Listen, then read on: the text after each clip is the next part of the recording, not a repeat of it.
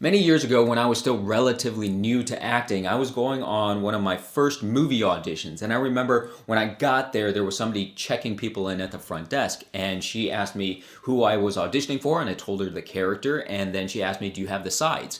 And I said, "What? My sizes?" I had never heard the term sides before, and I thought for some reason she was asking me for my sizes. And so I said, "My sizes?" And she said, "No, the audition sides." And she held up the pages of the script. And I said, "Oh, yes, I do have those." And I sat down and I was super embarrassed. And the thing is, we never want to feel that way as actors, right? We never want to feel like there's an industry term that we don't know, because it makes us feel like amateurs. It makes us feel like unprofessional actors. So that's why I decided to make this video today. Is I put together 20 of the most common terms that you will hear at an audition. How many of them do you know? Let's find out.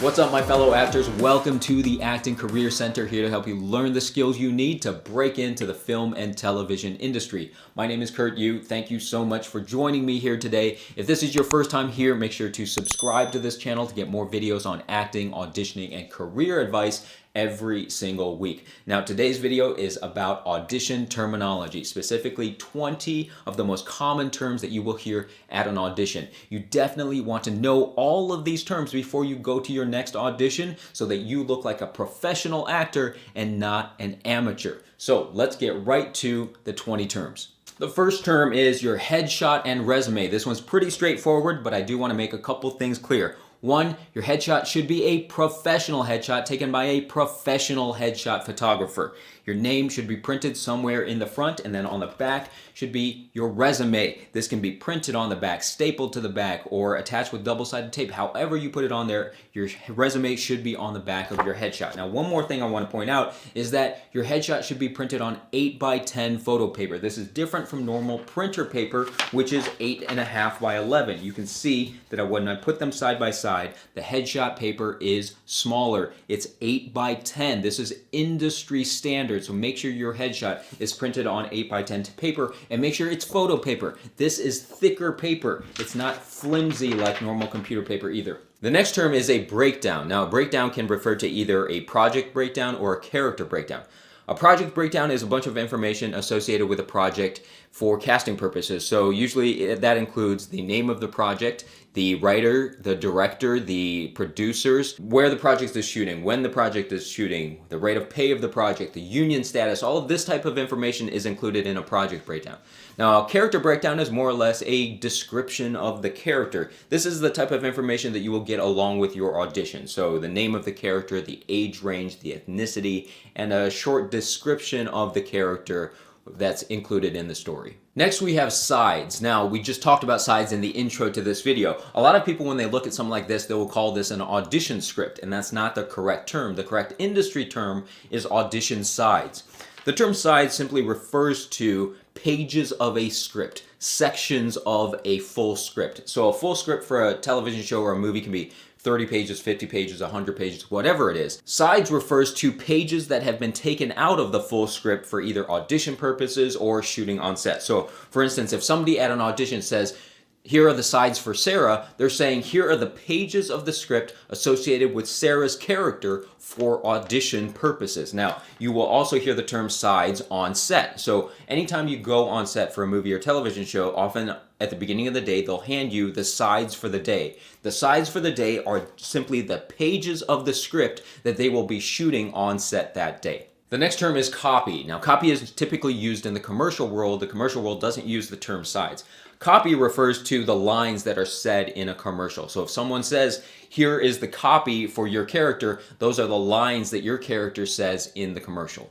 The next term is a storyboard. A storyboard is simply an artist's rendition of the frames for particular scenes of a project. So you will typically see a lot of storyboards for your commercial auditions, not really for television shows or movies. That doesn't mean that movies and television shows don't use storyboards, but they're typically used more for the crew. Actors don't really get to see them.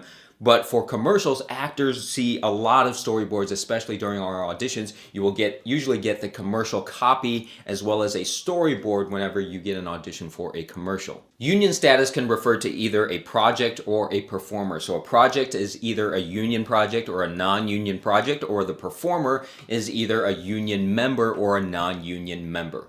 A cold read is a type of audition where you are not given the sides or the copy beforehand. So let's say you go to an audition and you don't have the character's lines beforehand. You go in and they give you the lines right there on the spot, and they give you a little bit of time to prepare, and then you do that audition right away. You didn't have the night before or 2 days prior to prepare that audition before going in. Now, cold reads are not very common in the industry. In the last 10 years in my career, I've done maybe 10 total cold reads, so like maybe once a year.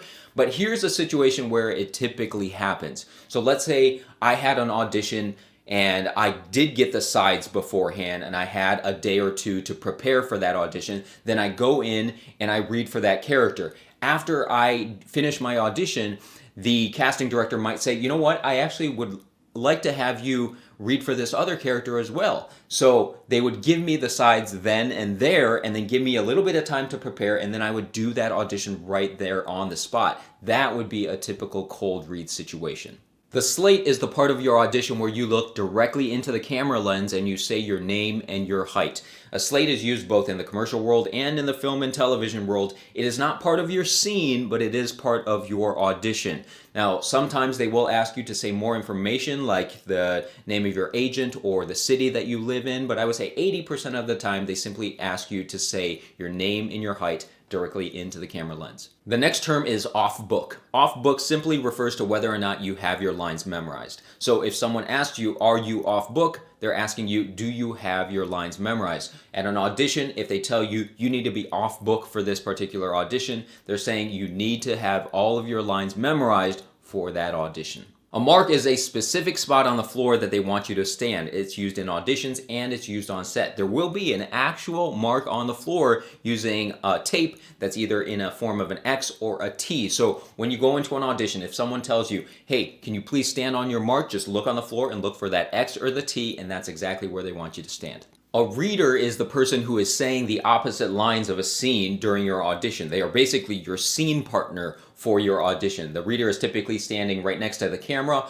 out of frame, and you are going to be running that scene with them. Now, a reader can be just the casting director, or sometimes the casting director is sitting at a desk and they have a separate assistant who is your reader for the scene. Framing refers to how much of you the camera sees through its lens. So it could be a tight shot, it could be shoulders up, it could be chest up, it could be waist up, it could be a wider full body shot, but that's how much of you the camera actually sees through its lens. This is something that's really important to know as actors, because if you're at an audition and they tell you that your framing is shoulders up, that means it's a really tight shot, and you should know that you don't have a lot of room to move around because you could easily move out of frame. Hey, if you're getting value out of this video, do me a favor and give it a like. All right, moving on. The next term is take. A take simply refers to one record and stop of the camera. I'm sure you've heard this term before, referring to movies when they say take one, take two, take three. It's the same thing at audition. So they might tell you at an audition, hey, we're gonna do 2 takes of this scene. That means you're just gonna be performing that scene twice. Blocking refers to how an actor physically moves through a space during a scene. Typically for movie and television show auditions, there will be no blocking because those auditions are filmed so tight that you can really just stand in one spot and do the scene that way. But commercial auditions is a different story because they will often want to see all of the actions involved in the commercial. So they might say, here's the blocking for the scene. And what they're telling you is these are the actions and this is the movement that they want you to do for your audition. When they tell you that, a lot of times there will be multiple marks on the ground. They might have a beginning mark and an end mark, and what you're going to do in those situations is you're going to start at one mark, and then you're going to do all of your actions, and then finally end up at the end of the scene at your end mark. Back to one simply means that we're going to start over. We're going to go back to the beginning. So if you have those 2 marks, Back to 1 means go back to your starting mark and we're going to start that scene over again. Sometimes they will refer to your 2 marks as your 1 and your 2. Your beginning mark is your 1 and your 2 is your end mark. So if they say, hey, can I see you on your 1? That means go stand on your beginning mark. Or they'll say, hey, can you walk over to your 2? That means go stand over on your second mark. The next term is eye lines. Eye lines simply refers to where your eyes should be looking during your audition.